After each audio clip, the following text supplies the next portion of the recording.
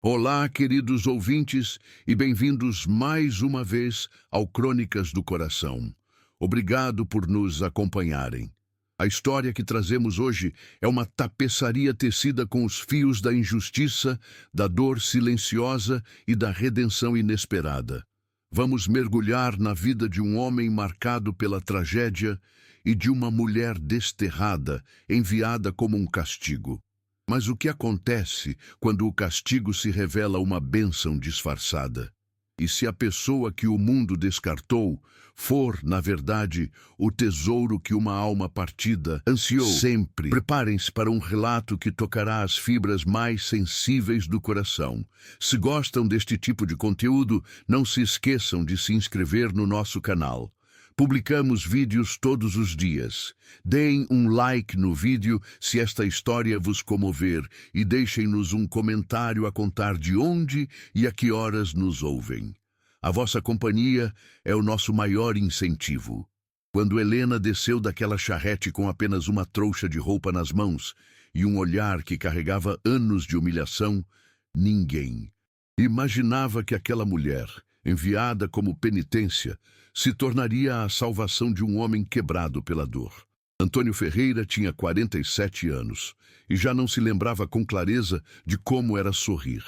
Fazia 4 anos que tinha enterrado a sua esposa e o filho que nunca chegou a conhecer, ambos perdidos numa única e terrível noite, levados por complicações no parto que nenhum remédio nem prece conseguiu impedir.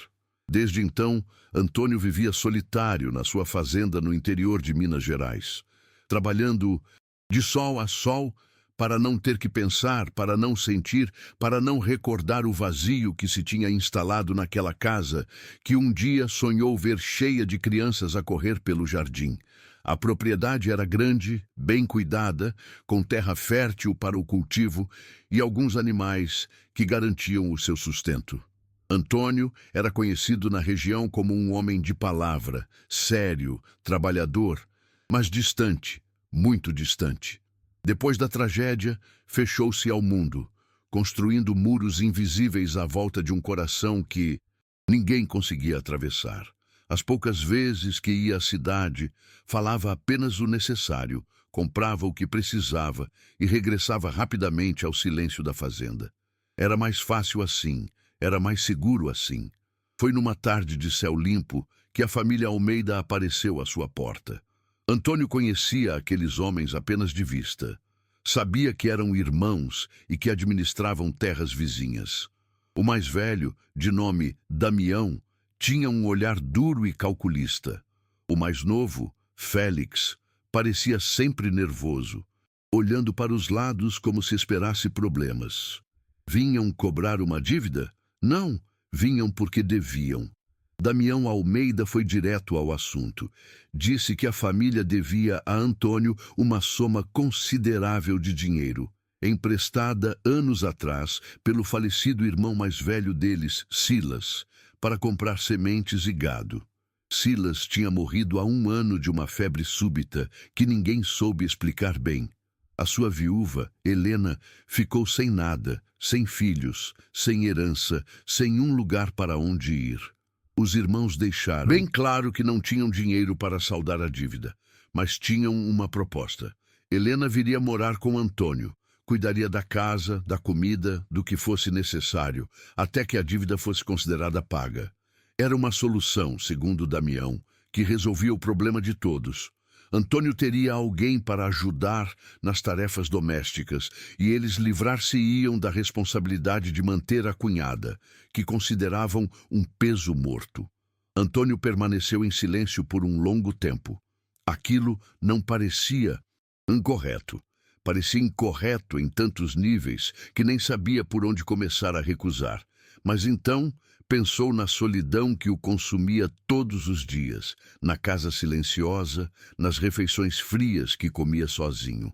Pensou que talvez, só talvez, ter alguém por perto tornaria os dias um pouco menos pesados. E pensou também que, se recusasse, aquela mulher provavelmente não teria para onde ir. Então, contra todo o seu instinto de se manter isolado, Antônio aceitou. 3 dias depois, Helena chegou. A charrete parou em frente à casa ao entardecer, levantando uma poeira seca que demorou a assentar. Félix Almeida nem se deu ao trabalho de descer. Apenas fez um gesto com a cabeça para a parte de trás, onde Helena estava sentada em silêncio. Ela desceu sozinha, sem ajuda, segurando uma trouxa de roupas velhas e um terço de madeira que pendia do seu pulso. Antônio observou-a de longe. Helena era uma mulher de 42 anos, demasiado magra, com cabelos castanhos presos num coque apertado e roupas escuras que pareciam ter visto dias melhores. Mas o que mais chamou a atenção de Antônio foram os seus olhos. Olhos castanhos, cansados, mas que não pediam piedade. Não havia vergonha naquele olhar. Havia algo mais duro, algo que dizia que já tinha passado por demasiadas coisas para se importar com o julgamento de quem quer que fosse. Félix Almeida gritou da charrete que o trato estava feito e que não voltariam por ali. Helena era problema de Antônio agora. E antes que alguém pudesse responder, a charrete já estava a dar meia volta, levantando uma nova nuvem de poeira e desaparecendo estrada abaixo. Antônio e Helena ficaram parados, separados por alguns metros de terra batida, sem saber exatamente o que dizer. Foi Antônio quem quebrou o silêncio primeiro. Com uma voz áspera de quem não conversava muito há anos, disse que ela podia ficar no quarto dos fundos da casa, que era pequeno, mas tinha uma cama e uma janela.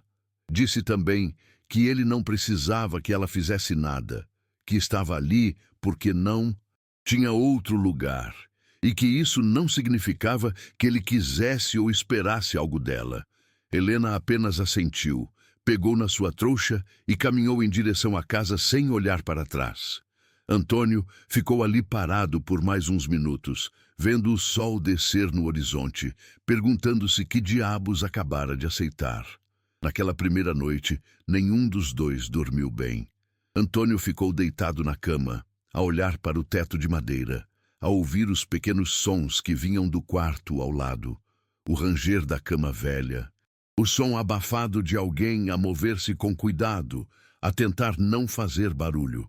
Helena, por sua vez, sentou-se na beira da cama estreita, segurando o terço entre os dedos, rezando em voz baixa para que aquele lugar fosse pelo menos melhor do que o inferno silencioso que tinha sido a sua vida nos últimos anos. Os primeiros dias foram marcados por um silêncio pesado e desconfortável. Antônio acordava antes do amanhecer, como sempre fizera, e saía para cuidar dos animais e da plantação sem dizer uma palavra. Helena acordava pouco depois, ouvia o barulho dos seus passos a afastarem-se e só então saía do quarto para preparar café. Encontrava a cozinha limpa, mas vazia de vida.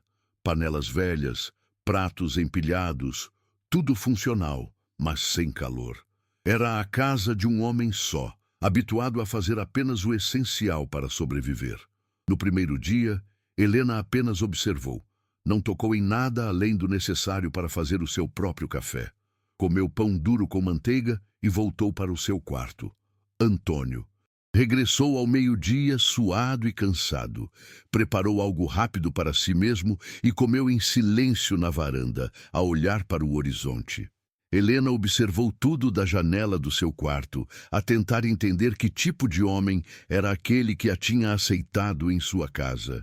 No segundo dia, Helena decidiu fazer algo. Acordou mais cedo e, quando Antônio saiu, varreu toda a casa, organizou a cozinha, lavou as roupas que estavam acumuladas num canto e preparou uma comida de verdade. Feijão bem temperado, arroz, saltinho, um guisado de carne que encontrou na despensa. Quando Antônio voltou para o almoço, encontrou a mesa posta com comida quente e aromática. Ele parou à porta, surpreendido, e olhou para Helena, que estava de pé, perto do fogão a lenha, com as mãos ainda sujas de farinha. Antônio não disse nada, apenas lavou as mãos, sentou-se à mesa e começou a comer. Helena ficou de pé, sem saber se devia sentar-se também. Depois de alguns minutos, Antônio levantou o olhar e, com voz baixa, disse que a comida estava boa. Foi só isso. Mas Helena percebeu algo no seu tom, uma surpresa, talvez até gratidão escondida sob aquela couraça dura. Ela pegou num prato para si e sentou-se do outro lado da mesa. Comeram em silêncio, mas era um silêncio diferente, menos hostil, simplesmente silencioso. No terceiro dia, Antônio deixou um cesto com legumes frescos perto da porta da cozinha antes de sair. Não disse nada, não explicou. Simplesmente deixou-o ali e foi-se embora. Helena entendeu a mensagem. Pegou nos legumes, lavou-os, cortou-os e preparou uma sopa que encheu a casa com um aroma que Antônio não sentia há anos. Quando regressou, não só encontrou a comida, mas também as suas velhas botas engraxadas e deixadas perto da porta, e uma camisa que estava rasgada, agora estava cosida com pontos pequenos e precisos. Foi nesse momento que Antônio começou a perceber quem era aquela mulher. Helena não estava ali apenas a cumprir uma obrigação. Estava a tentar construir algo, mesmo que fosse pequeno, mesmo que fosse frágil. Estava a tentar transformar aquele espaço frio em algo que se parecesse com um lar. E isso comoveu Antônio de uma forma que ele não esperava. Na quarta noite, depois do jantar, Antônio quebrou o silêncio. Perguntou-lhe de onde era, como tinha sido a sua vida antes. Helena retesou-se por um momento, segurando a chávena de café entre as mãos. Então, com voz calma, mas firme, contou. Disse que tinha crescido numa pequena quinta, que o pai morreu quando ela tinha 12 anos e que a mãe se casou de novo e a levou para a cidade. Lá, Helena foi apresentada a Silas Almeida, um homem mais velho, sério, que parecia uma boa escolha aos olhos de todos. Casaram-se quando ela tinha 20 anos. Antônio ouviu em silêncio enquanto Helena falava. Ela contou que Silas não era um homem violento no sentido físico, mas era controlador de formas que feriam de outras maneiras. Ele decidia o que ela vestia, com quem falava, para onde podia ir. Proibia visitas, proibia amizades, proibia que ela trabalhasse na terra como fizera em criança. Dizia que não era próprio de uma esposa fazer esse tipo de trabalho. Helena passou anos a viver como uma sombra dentro da sua própria casa, a servir um homem que a via como uma propriedade, não como uma companheira. Quando Silas morreu de febre um ano atrás, Helena sentiu algo terrível. Sentiu alívio, e isso atormentava-a. Não era correto sentir alívio pela morte de alguém, muito menos do próprio marido, mas sentiu. E quando não chorou o suficiente no velório, quando não vestiu luto pelo tempo que a família considerava adequado, quando não se comportou como a viúva perfeita e destroçada que esperavam, os irmãos de Silas começaram a tratá-la com desprezo. Disseram que era uma ingrata, fria, que não merecia nada do que Silas lhe tinha dado. E então enviaram-na para longe, para a casa de Antônio, como se fosse um objeto que já não tinha utilidade. Antônio ficou em silêncio por um longo tempo depois de Helena terminar de falar. Então, com uma voz mais suave do que Helena tinha ouvido até então, disse algo que a surpreendeu. Disse que entendia o que era sentir alívio pela ausência de alguém e que isso não a tornava uma má pessoa, tornava-a alguém que tinha sobrevivido a algo que não deveria ter acontecido. Helena levantou os olhos e, pela primeira vez, desde que chegara, Antônio viu lágrimas ali, não de tristeza, mas de algo parecido com reconhecimento, como se finalmente alguém a tivesse entendido. Mas o que nenhum dos dois sabia naquele momento era que a família Almeida não tinha terminado com Helena e que os próximos dias trariam revelações que mudariam tudo. Na manhã seguinte, algo tinha mudado entre Antônio e Helena. Não era amizade ainda, talvez nem mesmo confiança completa, mas era o começo de algo. Antônio começou a esperá-la à mesa para o pequeno almoço, em vez de sair antes que ela acordasse. Helena começou a perguntar sobre a plantação, sobre os animais, mostrando um interesse real no trabalho que ele fazia. E Antônio, para sua própria surpresa, começou a responder, a explicar, a ensinar. Uma semana depois da chegada de Helena, Antônio encontrou-a de pé perto do pequeno pedaço de terra onde antes havia uma horta. Estava tudo abandonado, coberto de mato, as cercas quebradas. Helena olhava para aquilo com uma expressão que Antônio reconheceu. Era desejo. Desejo de plantar, de ver algo crescer, de pôr as mãos na terra. Antônio aproximou-se e disse que ela podia usar aquele espaço se quisesse. Helena virou-se para ele, surpreendida. Perguntou se ele tinha a certeza, se não se importava.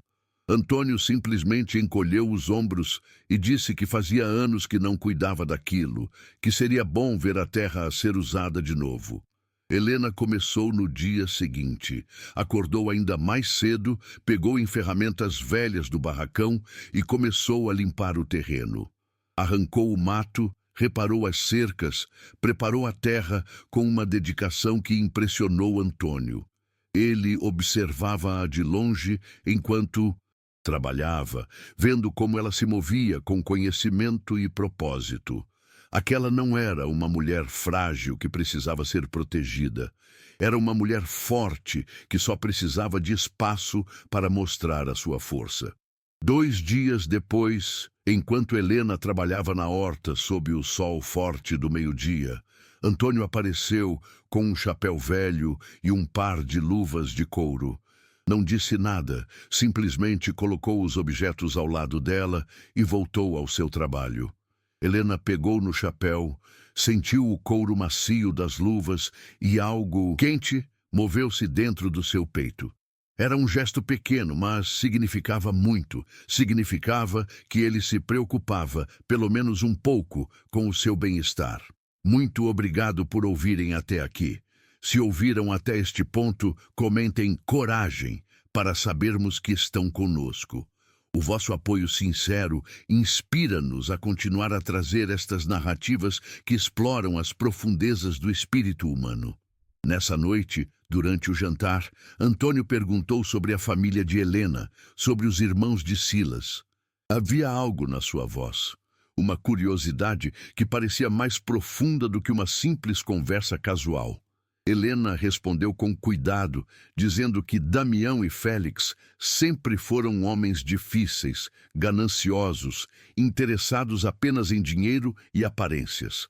Disse que mesmo quando Silas estava vivo, os irmãos discutiam muito sobre a herança, sobre as terras, sobre quem ficaria com o quê quando o pai deles morresse.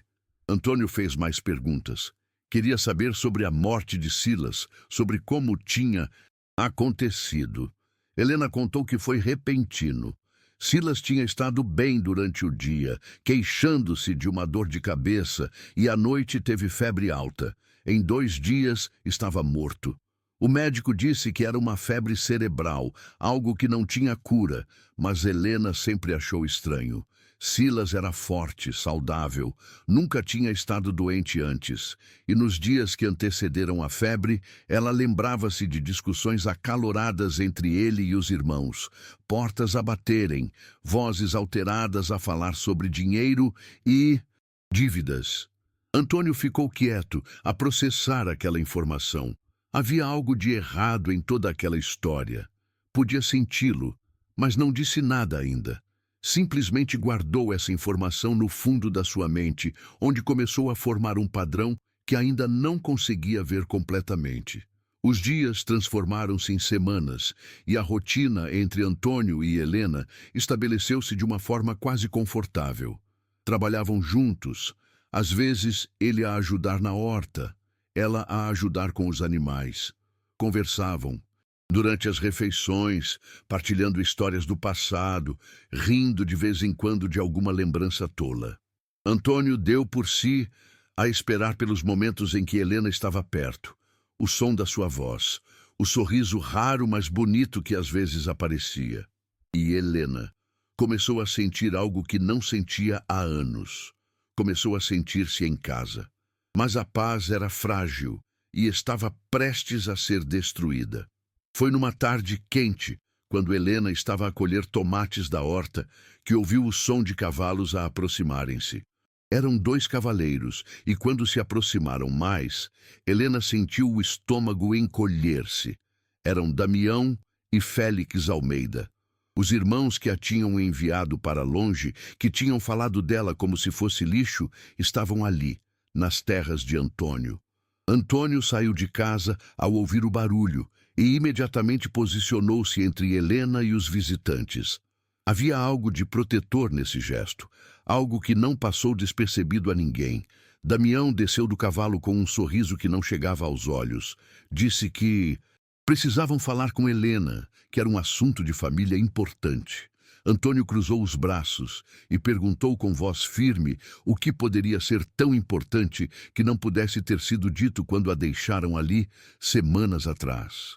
Félix, o mais novo, parecia nervoso, a olhar para os lados, a suar mais do que o calor justificava. Foi Damião quem falou, dizendo que tinham recebido notícias da cidade, que havia gente a fazer perguntas sobre a morte de Silas. Perguntas sobre Helena, sobre onde ela estava na noite em que ele adoeceu. Perguntas sobre se ela poderia ter feito algo, ter lhe dado algo que tivesse causado aquela febre misteriosa. Helena ficou pálida. As suas mãos começaram a tremer e ela deixou cair os tomates que segurava. Antônio virou-se para ela, viu o pânico nos seus olhos e algo feroz despertou dentro dele. Virou-se de novo para os irmãos e disse com uma voz baixa e perigosa que eles tinham exatamente 10 segundos para sair da sua propriedade antes que ele os fizesse sair. Damião riu, mas era um riso sem humor. Disse que Antônio não entendia a gravidade da situação, que Helena era uma assassina e que em breve o delegado viria buscá-la. Depois foram-se embora, deixando uma nuvem de poeira e um silêncio demasiado pesado para ser suportado. Helena entrou em casa a cambalear, como se as suas pernas já não a pudessem sustentar. Antônio seguiu-a, fechando a porta atrás de si. Ela sentou-se à mesa, pôs o rosto entre as mãos e por um longo momento não disse nada. Antônio aproximou uma cadeira e sentou-se ao seu lado, à espera. Não ia pressioná-la, mas precisava de entender o que estava a acontecer. Finalmente, Helena levantou o rosto. Os seus olhos estavam vermelhos, mas não havia lágrimas. Havia apenas um cansaço profundo, o tipo que vem de carregar segredos pesados por demasiado tempo. Começou a falar e a sua voz era baixa, mas firme. Disse que não tinha matado Silas, que nunca lhe tinha dado nada, que nunca tinha feito nada para causar aquela febre. Mas disse também que entendia por que as pessoas poderiam pensar isso. Nos meses que antecederam a morte de Silas, as coisas tinham piorado muito. Ele bebia mais, gritava mais, controlava-a ainda mais. Certa noite, durante um jantar com os irmãos, Silas humilhou-a à frente de todos, dizendo que era inútil, que nem sequer conseguia dar-lhe filhos, que era uma vergonha como esposa. Helena, pela primeira vez em anos, respondeu. Disse que talvez o problema não fosse dela, mas dele. Disse que não era ela. Quem bebia até cair, quem esbanjava o dinheiro, quem tratava a própria esposa como uma criada. Silas ficou furioso, mas os irmãos, para surpresa de todos, ficaram calados. Talvez até tenham concordado um pouco. Nessa mesma semana, Silas começou a sentir-se mal, e quando morreu, Helena não chorou. Não fingiu estar destroçada. Simplesmente permaneceu em silêncio, aceitando o que tinha acontecido como uma libertação. E foi isso que a condenou aos olhos da família e dos vizinhos. Uma viúva que não chora é uma viúva suspeita. Uma mulher que se sente aliviada com a morte do marido deve ter causado essa morte. Era assim tão simples na cabeça de muita gente. Antônio ouviu tudo em silêncio. Quando Helena terminou, ele inclinou-se para a frente e segurou as suas mãos, que estavam geladas, apesar do calor. Olhou-a nos olhos e disse algo que a fez tremer. Disse que acreditava nela, completamente, e que não ia deixar que ninguém a levasse dali sem lutar. Helena sentiu que algo se quebrava dentro dela, uma parede que tinha construído para se proteger.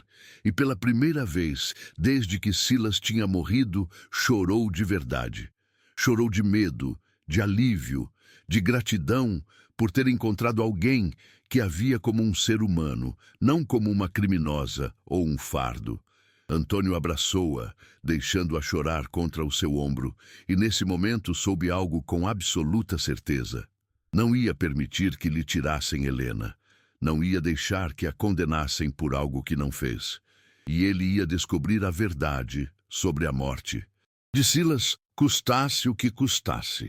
Nos 2 dias seguintes, Antônio começou a fazer perguntas discretamente. Cavalgou até a cidade e conversou com algumas pessoas que conhecia, com o dono do armazém, com o ferreiro, com o boticário. Perguntou sobre a família Almeida, sobre dívidas, sobre problemas, e o que descobriu começou a pintar um quadro muito diferente daquele que os irmãos queriam que as pessoas vissem. Silas Almeida, descobriu Antônio, não era apenas o irmão mais velho, era o herdeiro principal das terras da família. Damião e Félix tinham porções menores, mas a maior parte, a terra mais valiosa, pertencia a Silas. E quando Silas morresse sem filhos, essa terra deveria ir para Helena como viúva legítima, a menos que Helena fosse considerada indigna, criminosa ou, de alguma forma, eliminada da equação. Antônio também descobriu que os irmãos Almeida tinham dívidas, muitas dívidas. Dívidas de jogo, dívidas com comerciantes, dívidas que estavam prestes a destruir a reputação da família. Se tivessem acesso às terras de Silas, poderiam vendê-las e saldar tudo. Mas com Helena viva e legalmente dona dessas terras, não podiam fazer nada, a menos que ela fosse presa, ou morresse, ou desaparecesse de forma conveniente. Antônio sentiu uma raiva a crescer dentro dele, uma raiva fria e calculada. Os irmãos Almeida não tinham enviado Helena para sua casa como pagamento de uma dívida. Tinham-na enviado para longe enquanto construíam uma acusação falsa contra ela. Estavam a usar o tempo para semear sementes de suspeita. Antônio descobriu também algo que o fez parar no meio da rua com o coração a bater com força. O boticário, um homem velho e desconfiado, mencionou que Félix Almeida tinha comprado veneno para ratos poucas semanas antes de Silas morrer. Disse que achou estranho porque a casa dos Almeida era na cidade e não tinha problemas com ratos. Mas Félix insistiu, pagou bem e levou uma quantidade suficiente para matar vários homens adultos, quanto mais ratos. Antônio regressou à casa com esta informação a pesar na sua mente. Agora sabia a verdade, ou pelo menos parte dela. Silas Almeida não morreu de febre, foi envenenado. E não foi Helena quem o fez, foram os seus próprios irmãos. Mas as provas eram outra história. Antônio tinha suspeitas, tinha indícios, mas nada suficientemente concreto para levar ao delegado. E o tempo estava a esgotar-se. Quando Antônio chegou à casa nessa tarde, encontrou Helena sentada na varanda imóvel, a olhar para o horizonte. Ela virou-se ao ouvir os cascos do cavalo, e Antônio viu nos seus olhos uma pergunta silenciosa. Ele desceu do cavalo, amarrou-o e sentou-se ao seu lado. Então, contou-lhe tudo o que tinha descoberto na cidade. Helena ouviu em silêncio, e quando Antônio terminou, ficou quieta por um longo tempo. Então, com voz trêmula, mas controlada, disse que sempre soube que havia algo de errado na morte de Silas. Disse que na semana antes de ele adoecer, ele tinha discutido violentamente com os irmãos. Ela não conseguiu ouvir tudo, mas ouviu o suficiente. Silas tinha descoberto que Damião e Félix estavam a desviar dinheiro de uma herança deixada pelo pai. Silas ameaçou expô-los, levar o caso à justiça e destruir a sua reputação. E poucos dias depois, Silas estava morto. Helena nunca falou disto com ninguém porque tinha medo. Medo de que, se acusasse os irmãos, eles a acusariam a ela. E em quem as pessoas acreditariam? Nos dois irmãos respeitáveis ou na viúva estranha que não chorou o suficiente? Antônio segurou a mão de Helena. Disse que precisavam de provas, precisavam de algo concreto que demonstrasse que os irmãos tinham motivo, meio e oportunidade para matar Silas. E precisavam disso rápido. Antônio pensou por um momento e então teve uma ideia. Disse que conhecia o padre da igreja da cidade, um homem idoso e sábio que ouvia confissões e conhecia segredos que mais ninguém sabia. Se alguém soubesse algo sobre a família Almeida, seria ele. Na manhã seguinte, Antônio cavalgou de novo para a cidade.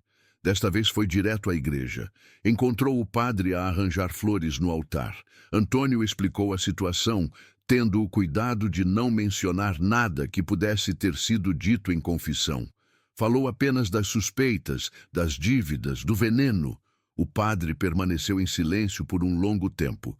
Então, com voz cansada, disse que não podia quebrar o segredo de confissão, mas disse também que havia coisas que tinha visto, não ouvido em confissão, mas visto com os seus próprios olhos. Disse que poucas semanas após a morte de Silas, Damião Almeida tinha vindo à igreja para doar uma soma generosa, dinheiro que, segundo o padre, parecia destinado a acalmar uma consciência culpada. E Félix, poucos dias depois, apareceu bêbado, a murmurar sobre erros que não podiam ser desfeitos, sobre irmãos que pediam demasiado, sobre sangue nas mãos. O padre disse também que sabia algo mais. Sabia que um colar de ouro, uma joia de família que pertencia à mãe dos irmãos Almeida, tinha desaparecido. A família dizia que tinha sido roubado, mas o padre tinha visto esse colar na casa de penhores da cidade, vendido por Damião meses atrás. Antônio sentiu uma descarga de adrenalina. Aquela era informação valiosa. Se os irmãos estavam a vender joias de família para pagar dívidas, isso demonstrava desespero financeiro. E o desespero financeiro era um motivo poderoso para o assassinato. Antônio agradeceu ao padre. Estava prestes a sair da igreja quando o padre o chamou de novo. Com voz ainda mais, disse que Helena devia ter muito cuidado, que tinha ouvido, não em confissão, mas em conversas na cidade, que os irmãos Almeida estavam a planear algo, que não iam deixar Helena viva por muito tempo, porque ela era a única coisa que se interpunha entre eles e a fortuna da família. Antônio cavalgou de volta para casa mais rápido do que nunca. Contou a Helena tudo o que o padre tinha dito e viu o medo instalar-se nos seus olhos. Mas, juntamente com o medo, havia também determinação. Helena não ia fugir, não ia esconder-se. Se os irmãos viessem por ela, ia enfrentá-los com Antônio ao seu lado. Mas o que nenhum dos dois esperava era que os irmãos Almeida chegassem muito antes do que imaginavam e trouxessem com eles não apenas acusações, mas uma armadilha cuidadosamente planeada que poderia destruir Helena para sempre. Foi na tarde seguinte que eles vieram. Helena estava dentro de casa a preparar o jantar quando ouviu o som de vários cavalos a aproximarem-se. Não eram apenas dois. Desta vez eram 5 cavaleiros, e entre eles estava o delegado da cidade, um homem de meia idade com um bigode grosso e uma expressão severa. Antônio estava no celeiro quando ouviu o barulho e saiu a correr, posicionando-se entre a casa e os cavaleiros. Damião Almeida desceu do cavalo com um sorriso vitorioso. O delegado foi o seguinte a descer, segurando um papel na mão. Era um mandado de prisão. O delegado falou primeiro, com voz formal.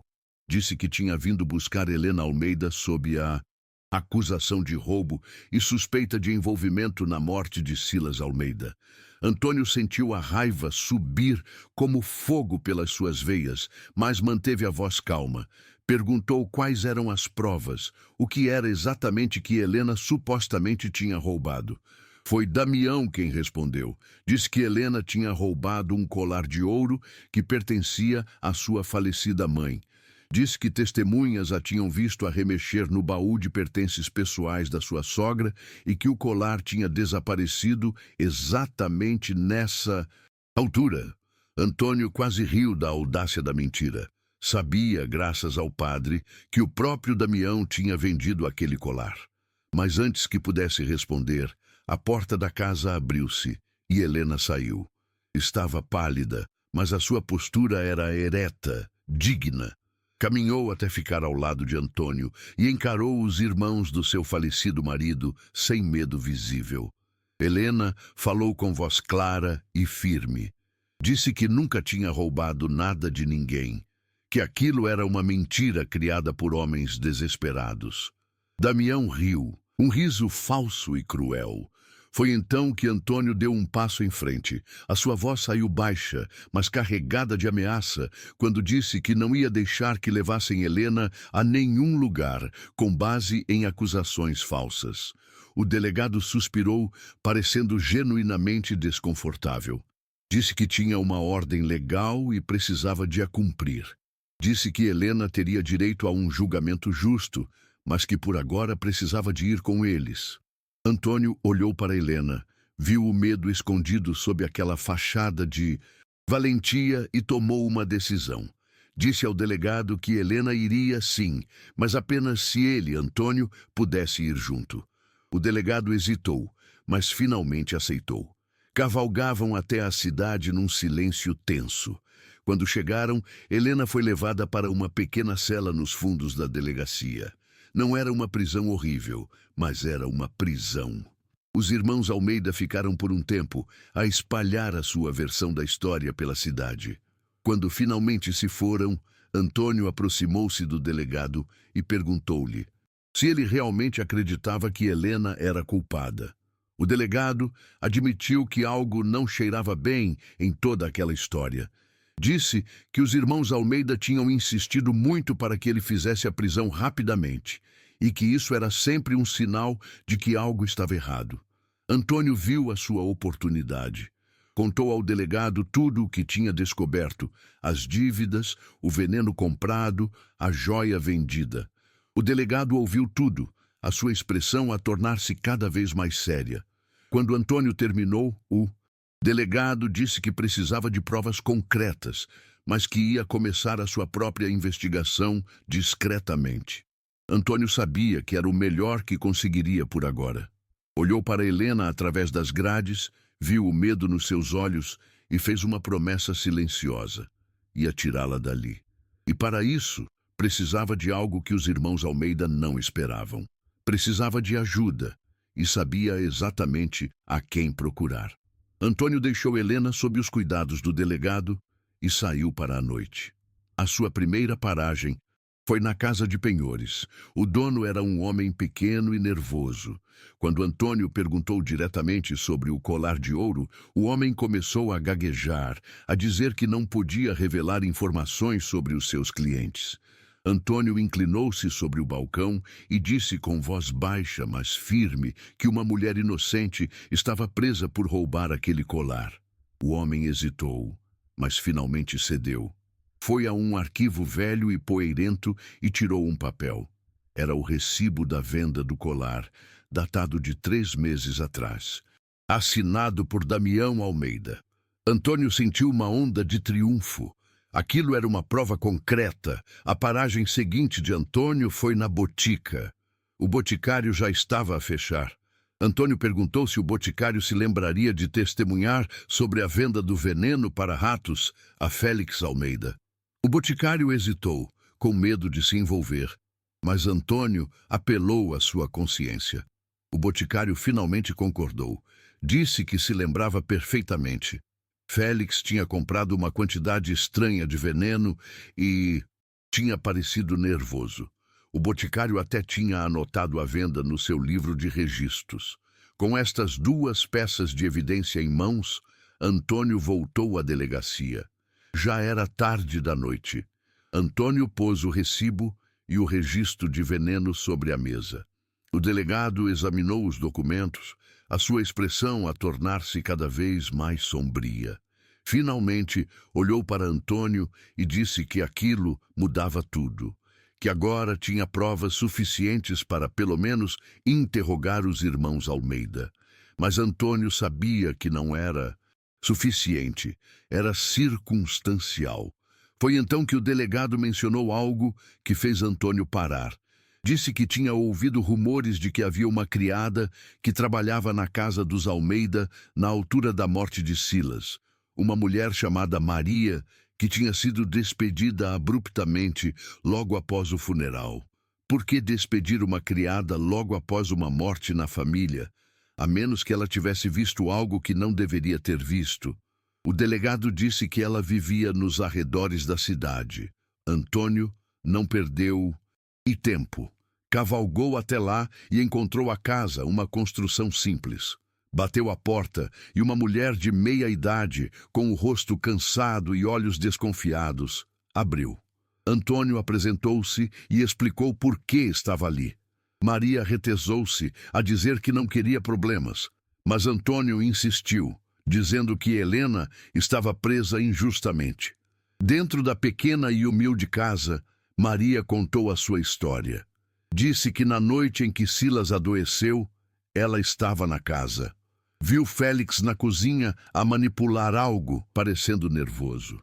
Quando ela lhe perguntou o que estava a fazer, Félix disse que estava apenas a preparar um chá para o irmão. Mais tarde nessa noite, depois de Silas começar a ter febre, Maria ouviu uma discussão acalorada entre Damião e Félix no corredor. Ouviu Félix dizer que tinha posto demasiado, que não devia ser tão rápido, que Silas ia morrer antes do tempo e as pessoas suspeitariam. Ouviu Damião dizer-lhe para se calar, que já estava feito. Maria disse que ficou aterrorizada. Não. Dormiu essa noite. Tinha medo de que ninguém acreditasse nela. E depois do funeral, quando Damião a despediu com um pequeno pagamento pelo seu silêncio, ela aceitou e tentou esquecer, mas nunca conseguiu. E agora, ao ouvir Antônio falar de Helena, presa injustamente, Maria soube que não podia permanecer calada. Concordou em testemunhar. Antônio cavalgou de volta para a cidade com Maria na garupa, chegando à delegacia pouco antes do amanhecer. Quando Maria contou a sua história, repetindo palavra por palavra o que tinha ouvido naquela noite terrível, o delegado bateu na mesa com o punho. Disse que agora tinham tudo o que precisavam. O delegado mandou chamar 2 dos seus homens e deu-lhes ordens para irem buscar Damião e Félix. Queria ambos na prisão antes que o sol nascesse por completo. Os homens saíram a galope e Antônio finalmente pôde respirar. Correu para a cela onde estava Helena, acordou-a suavemente e disse-lhe que tudo estava bem, que era livre, que a verdade tinha sido descoberta. Helena saiu da cela com as pernas trêmulas, sem acreditar completamente. Antônio abraçou-a com força, sentindo o corpo dela tremer contra o seu, e sussurrou que nunca mais deixaria que ninguém a magoasse. Helena chorou, mas desta vez eram lágrimas de alívio, de libertação, de algo que não se permitia sentir há tanto tempo: esperança. 1 hora depois, os homens do delegado regressaram com Damião e Félix algemados. Damião tentou manter a sua arrogância, mas quando o delegado pôs sobre a mesa o recibo do colar, o registro do veneno e trouxe Maria para confrontá-los, a fachada começou a ruir. Félix foi o primeiro a quebrar.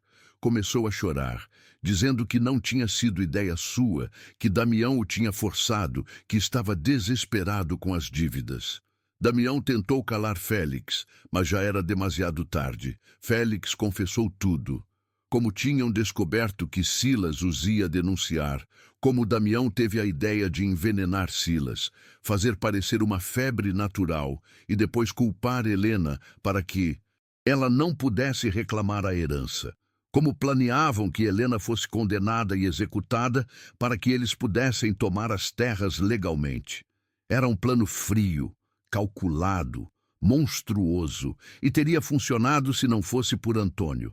O delegado prendeu ambos os irmãos formalmente, acusando-os de homicídio premeditado, fraude e falso testemunho. Helena e Antônio saíram da delegacia quando o sol já estava alto no céu. A cidade começava a acordar e, em breve, todos saberiam o que tinha acontecido. Helena olhou para Antônio, este homem que tinha sido um estranho há apenas algumas semanas, e viu nele algo que nunca pensou que voltaria a ver. Bondade real, proteção verdadeira, um amor nascente. E Antônio, olhando para Helena, viu não o fardo que a família dela dizia que ela era, mas o tesouro que sempre foi. Voltaram para a fazenda de Antônio juntos, cavalgando lado a lado, enquanto o sol aquecia as suas costas. Quando chegaram, a casa parecia diferente. Já não era um lugar de solidão e dor, mas um lugar de possibilidades, de futuros que antes pareciam impossíveis. Helena entrou e começou a preparar café, movendo-se pela cozinha com uma leveza que não tinha antes. Antônio observou-a, um sorriso pequeno, mas real, a tocar os seus lábios pela primeira vez em anos. Nas semanas seguintes, a verdade espalhou-se pela cidade. Os irmãos Almeida foram julgados e condenados, as suas terras confiscadas. Helena, como viúva legítima de Silas, recebeu de volta o que era seu por direito, mas não quis as terras dos Almeida, carregadas de más recordações. Vendeu tudo e usou o dinheiro para melhorar a propriedade de Antônio, para expandir a horta que tanto amava. 3 meses depois do julgamento, numa manhã clara e bonita, Antônio e Helena casaram-se na pequena capela da cidade. Foi uma cerimônia pequena, apenas com algumas pessoas que realmente importavam. O padre que os tinha ajudado, o delegado que tinha procurado a justiça, Maria, que tinha tido a coragem de dizer a verdade. Quando o padre os declarou marido e mulher, Antônio beijou Helena com uma ternura que fez sorrir os presentes. Era o beijo de 2 pessoas que tinham encontrado no outro não apenas amor, mas redenção. Voltaram para casa como marido e mulher. E nessa noite, sentados na varanda sob um céu cheio de estrelas, Helena pegou na mão de Antônio e disse algo que fez o coração dele encolher-se de emoção. Disse que tinha sido enviada para aquela casa como um castigo, mas que agora via a verdade. Ela não tinha sido enviada como um castigo, tinha sido enviada como um presente. Um presente para Antônio, que precisava de aprender a amar de novo, e um presente para si mesma, que precisava de aprender que merecia ser amada. Antônio puxou Helena para mais perto, beijou o topo da sua cabeça e sussurrou que ela não era apenas um presente, era o tesouro que ele nem sequer sabia que estava à procura. E ali, sob as estrelas do sertão mineiro, com o futuro a abrir-se diante deles como um caminho sem fim, ambos souberam que tinham encontrado algo raro e precioso. Tinham se encontrado um ao outro, e isso valia mais do que todas as terras, todo o ouro, todas as riquezas do mundo.